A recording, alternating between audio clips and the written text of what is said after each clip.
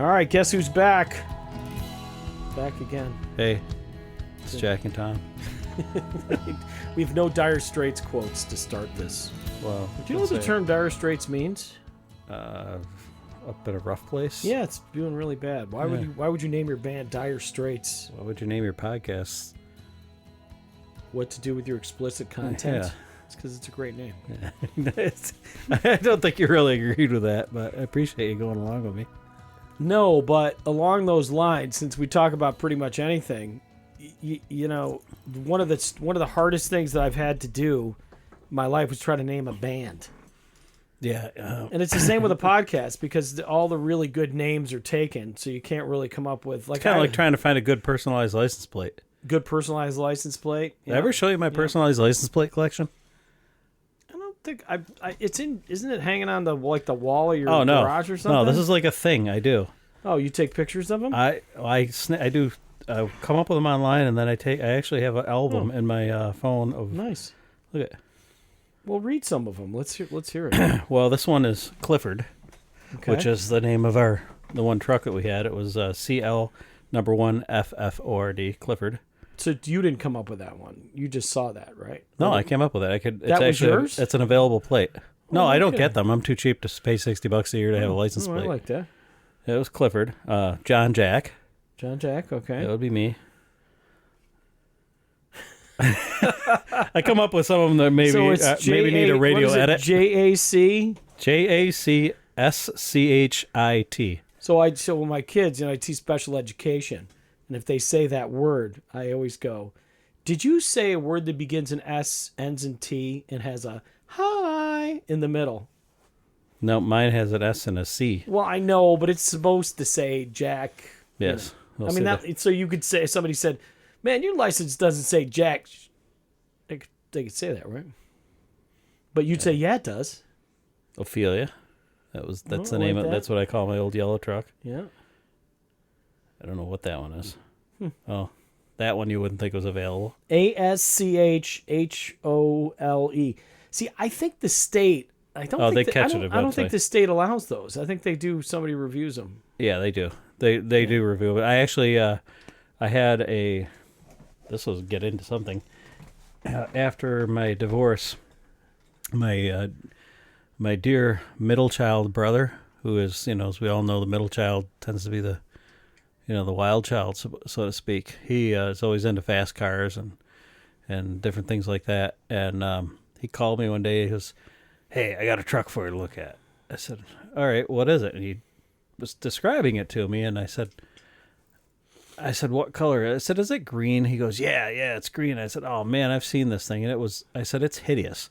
This truck, it was a 1974 Chevy Blazer, for those of you playing along at home, which was, the old square body Chevy Blazer, which doesn't mean not much to anybody, but the point of it was the top comes off completely from like the dashboard back, or from the windshield back. So it's a total convertible. It's like a Blazer, but the top comes off it. Well, somebody had lowered this thing to the ground. It's about 3 inches off the ground. Had a easily 450 horsepower engine in it with a nitrous bottle on it, which is generally used for racing. And it was a tricked out truck. And it was obnoxiously loud. I mean, the thing was just hideous. You could see it from a half mile away if it was anywhere near you, and there was no obstructed view. It was that bright. So I went and looked at it, and the lady was selling it on her son because her son had been living with her, and she was sick of moving the thing around. And she's like, "You're selling that car." So he agreed to sell it. I got it for a ridiculously cheap price. It was like half what the engine was worth, much less the whole truck.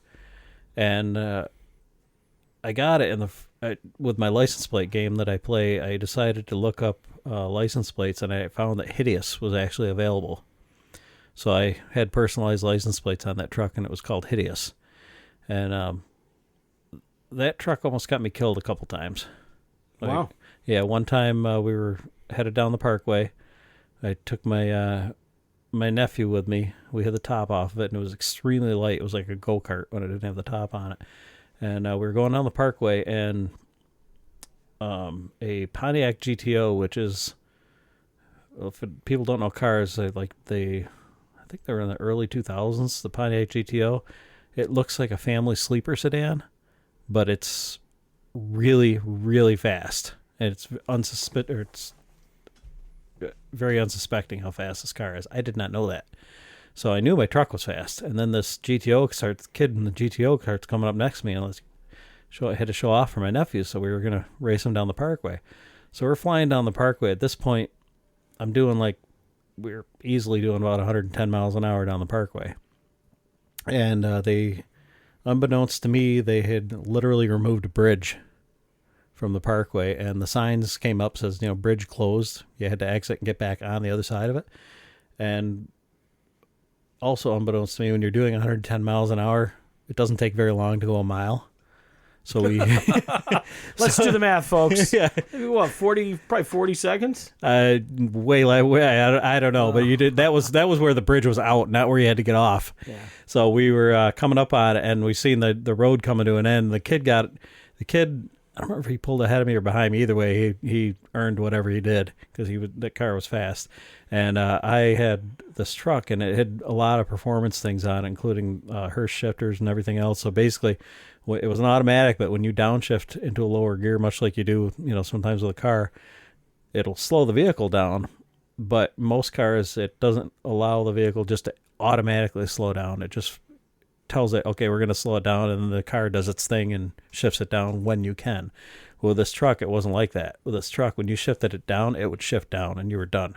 It would drop it into lower gear. So I dropped it down into second, probably doing about 80, 85 miles an hour, and the truck started going sideways because the back tires just locked up on it. The truck started going sideways, and thank God I put it back up into third and was able to straighten it out without overcorrecting it, and we managed to get off there. But that was a little scary. And then one other time, getting back to the hideous, well, there was two other things. Getting back to the hideous license plate, I was doing the same thing on the parkway because it was a great place to drive it. And flying down the parkway, and I get off the parkway, ironically, at that same intersection where the bridge was missing, but now the bridge was back, but I just didn't need to get off there. Got off. I'm cruising down this other road along the side, and the cop passes me. Instantly turns around and flicks the lights on. I'm like, yeah, he's got me. There was no doubt in my mind. He pulls me over, and he's got a kind of a smirk on his face. He goes, "You know why I pulled you over?" I said, "Yeah, I think I can probably figure it out." And he goes, "I like the license plates." And I said, "Oh, thanks." And I told him the whole story that I just told you guys, and we just had a little chuckle at it. He goes, "Take it easy, would you?" And I was like, "Yeah, no problem." And he let me go because I was doing 60, 65, and I think it was a 35 or 40. Nice. Yeah, but I was so glad he didn't get me when I was up on the parkway because I was well in excess of 100 miles an hour on the parkway. What do you pay for a traffic ticket for 110? I've never had to find out, thankfully. I got away with it both times. So wow. The last story that I had, and it was one of the last things I did with that truck, was my brother, the same brother. He has a 74 Nova. It looks like a Hot Wheels car. I jokingly tell people, I said, it looks like it's purple, like a blow pop, like a grape blow pop, and you almost want to lick it because the color's so deep on this car. You just want to lick it and see what it tastes like. But it looks like a Hot Wheels car. It's all jacked up in the back with a cool exhaust and all this stuff. And when I first got the truck, he says, "Hey, have you ever done a whole shot before?" I was like, "No." He goes, "Well, come on down to we went down to Charlotte, down there in Rochester at the Point." And he says we'd always meet down there for, sunset and stuff. Well, this was late. It was like almost October or something like that. So there were no other cars around. And he goes, "You've done a whole shot with it?" I said, "No." He explained how to do it. And I'm like, I didn't really take any effort to do anything with this thing because you just put your foot in the gas and it was just What's it called? A whole shot? A whole shot. So basically you're sitting still and you just stomp your foot or you put your foot on the brake and just let the tires start spinning and then take off. It's called a whole shot. So it didn't really matter. This truck would do a whole shot from second gear. It was ridiculously fast. But we were sitting there and he told me how to do it, and I did it. And I turn around and I look, and the whole cab of the truck is just filled with smoke from the tires and that. And we cruised back around, and there was it had to be like 100, 150 foot long skid mark, from the whole shot that I had just done. And my brother rolls up to me, and I put the window down, and all this smoke's rolling out of the cab. He goes, "We probably ought to go now." So we took off. We took it. It reminds me of Lou Graham's song about cruising Lake Avenue. Yeah. He Yeah, my brothers rev run on into the him. red lines. Yeah, my brothers run into him a few times down there. Yeah. But we were leaving there, cruising down Lake Avenue after the whole shot, and we passed this one little side road, and we were running neck and neck beside each other, and there was a Rochester City cop coming up the side road, and my brother looks over at me, and he's like pointing his finger forward like, we need to move. So we took off, and the cop went the other way, and the cop went back to where somebody had clearly just called the cops on us for the whole shot that we just did in the parking lot. So we just made it home. My mother loves those stories. Is your mother listening? I don't know if she probably would if she could figure out how to get the podcast to work. But would you give your mother the $50 bounty that we? She would just give it back to me. It doesn't make any difference. And then she'd tell me to give it to Hands for Hope. I love my mother. I'm gonna up mine. So you get $50 for any you're saying any family member. Yeah. I'm gonna get specific. I'm gonna give. I feel like $15 to my wife isn't really fair. Although we do have separate bank accounts, but I'm gonna up my wife to $20. I'm going to say if anybody tells them that they have to listen, yeah, if you're that listening, doesn't that count. doesn't count. Yeah, it doesn't count. So don't get smart about it. Don't help them out. Yeah. Don't hurt us. You're our listeners. You're our faithful listeners. We love you. So that was my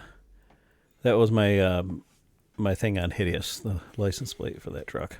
Yeah, I never had a vanity license plate. I can't even think of one that I would do.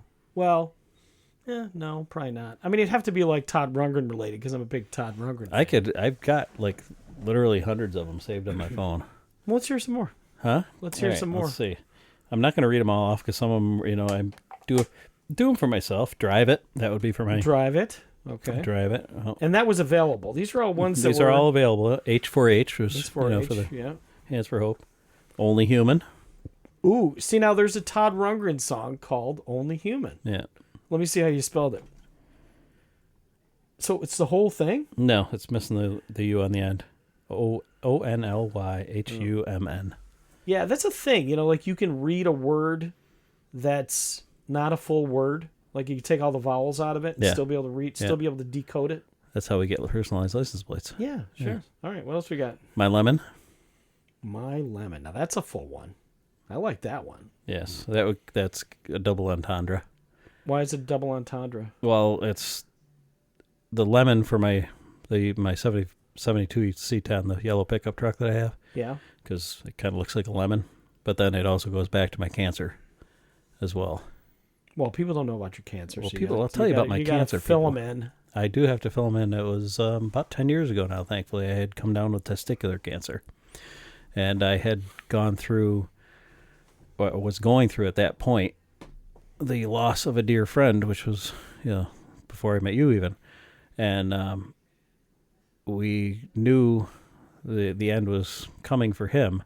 And then I had discovered that I had something going on. And we literally, I think we had his funeral on Good Friday. And then I was at my doctor's on the following Monday, and they had me on the surgery table the following Wednesday after his funeral. So I figured I was kind of working as the point person for a lot of people in regards to my friend's passing because he was a much beloved community member. So people were kind of looking to, find out what was going on through my connections with him. So then after I discovered I had cancer, I had to figure out how to tell people that I had a form of cancer now too. I wasn't terribly, I had reassurance in my mind and my spirit that I was going to be okay. So I wasn't terribly worried about it. But, I woke up one morning and I said, well, when life gives you lemons, you make lemonades. And when it gives you testicular cancer, you make jokes. And that was how I started telling people. I said, well, I have to lose a lemon, so to speak. And that was where the lemon came from. So the lemon is your testicle? Yes. My church. You just told one of the most moving stories, and then I just had to chuckle. I'm sorry. That was the point. There's just something funny about the word testicle. That was the whole point of it. It's like a lot of my friends were, went to the church I got to, and the loss of my friend was very, very, he was involved in a ministry with me and another gentleman, and it was just, it was a very tough time. So I didn't want it to be tough because I knew, I had the Spirit telling me it was going to be okay. So I would prefer have kept it lighthearted, and it worked very well because for probably a month or two after that, through my surgery and everything else, my church had sent me flower bouquets with lemons in them. I had people dropping lemons off on my doorsteps and nice. just all kinds of stuff like that. And to this day, I still have a artificial lemon hanging from the rearview mirror of that truck, which nobody knows what that means. So when you started out, you said, to this day, I still have an artificial lemon. Like, if you hadn't said it was hanging from your truck, I thought you... Well, you could have been a shriveled up, dried up lemon. I was going to say, I thought maybe you had, a testicular transplant. Yeah. No. So anyway. Anyhow, yeah, but that's it is you're right. There are times, I guess, when that expression, you got to make lemonade. At some point, you got to make fun of yourself. You got to laugh when you want to cry, because otherwise, well, we could cry a lot. That's kind of what it came down to after watching an otherwise incredibly healthy 36-year-old friend pass away in 3 months. Yeah, that was Wayne. We can mention Wayne. We'll say Wayne B. Yeah. A much beloved friend. Yeah. After watching that, I knew that if you were going to get cancer, I hit the lottery, because this was the one you would want to pick, especially if men think it's it's like an embarrassment or something like that. I'm like, no, the embarrassing part is if you don't get it diagnosed and you don't get it taken care of, because Yeah. And without getting into it, men, if there's something wrong that you need to have addressed. And if you are that prideful that you'll let it go to the point where it's going to kill you, there's no reason for it. Yeah. So, it was a humility thing, having literally everyone in town talk about your private parts. But, at least I gave them an acronym in the lemon to refer to it as. Hey, in all seriousness, these awareness campaigns are very important. There, yeah. I honestly, I don't like the. I don't mind bringing humor about it, but I don't like the tongue-in-cheek aspect that a lot of them take, especially when it comes to testicular cancer and stuff like that. Because it's not. There's people going through cancer where it's not something you can joke about. I don't mind, making light of it so people can talk about it, but not making light of it so it's vulgar, because that's half the problem why men wouldn't get it taken care of in the first place. Yeah, I guess. It's tough to say, because obviously a testicle is a kind of a sexual object, but I don't know. It's a body part. It's a body part. But it's a reproductive organ is what it is. That being said, I've had at least 2 embarrassing things related to, embarrassing body parts, which I had a perirectal abscess, which is like a giant golf ball sized radio edit zit. I know, it sounds horrible because it is. Yeah, so they had to slice that. I was dealing with that for a while, and then hopefully nobody's listening to this while they're eating their breakfast. Oh yeah, don't put your breakfast down. But then I had a mole or something that had to be cut off on my we'll say penis since we said testicle. I didn't say testicle, you did. I said testicular cancer. You just said testicle now. But anyhow, it was like, I remember having to go to the doctor, and actually when I had an angiogram, I had to be naked as well, fully naked too. And I hated it. Like, I just can't handle like other people seeing me naked. It just You think freaks me that's out. weird? Try having an ultrasound on your, that's weird. But I kind of, you kind of got to acknowledge the course, weirdness of it. We sit here, we say that's weird, and every woman that's listening, which is, well, probably not any single one of them, but if there was a woman listening to this, she'd be rolling her eyes going, would you guys give me a break? Do you know what we have to do every 6 months? They got to get the mammograms and all that stuff. And go into the OB and stuff like that. Yeah. Well, women also have children. And I don't know a man that could go through what women go through in terms of childbirth and face it with such this is part of life. This is going to be okay. I'm going to pass this watermelon out by Yoo-hoo here. I know. I'd just be like, yeah, you're staying in there. Like, I'd never let it out. It would, my child. Yeah. In fact, and if you see me, Is that what see happened? that's what it is, man. My stomach is just a child that I refuse to release from my stomach. I'm like, there's nowhere way for you to come out, and I'm not letting you cut my stomach open either. Okay? Is that T4? Yeah. This is top 4. This is the next top. So, oh my goodness. Oh, man, how much time do we have left? I'm going to have a hard time stopping laughing. I think we got there. We're at the 20-minute mark, which means we have to do the takeaways. You know, this takeaway. What is the takeaway? The takeaway is consider carefully what you get for your vanity plate, because people are going to ask you about it. Yes. Mm-hmm. I think you should get the lemon one, though. My lemon? Yeah, you really should, because it's such a great story. It's funny. It's it's funny, but it's serious. So it's part of you. Like it's a good part of you. It explains you. Yes. Anything that can explain me is doing something. Yeah. My vanity plate is, this is a baby and it's not coming out. That's going to be my vanity plate. I'm sure that one's not taken. So yeah, too many letters. So yeah, what letters do we take out so you can still read it? But wow. Well, and congratulations, by the way, on reaching our 5th episode, number 5. Wow. Yeah, I know. And we are in the top 6 billion podcasts right now.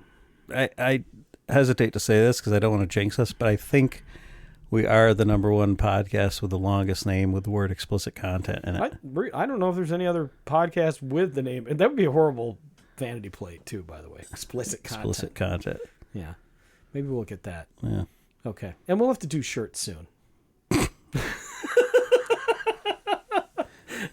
All right. Well, from me, Thom and Jack. Don't forget the bounty. Family members, if you've made it to the end of this episode, please contact us in a way that proves that somebody else didn't tell you that we're talking about you on our episode. $15 for any of my family members, immediate family members. And $50 for mine. $50 for it. Except for my brother Donnie. Donnie, if you listen without somebody telling you, I'll give you the $50. Donnie was the one. He would probably listen to this one because Yeah. if I told him about the car stories. And this is only for one family member, right? Like it's the first one. We got to. Yeah, I'm not going to keep paying that. $50 because that's going to eat into our funds. Yeah, we may need to put up like official rules on the bounty for the family. Unless you members. guys want to start a GoFundMe for us. There you go. GoFundMe. That could be a topic for another episode. All right. Thanks. We'll see you next week. See ya.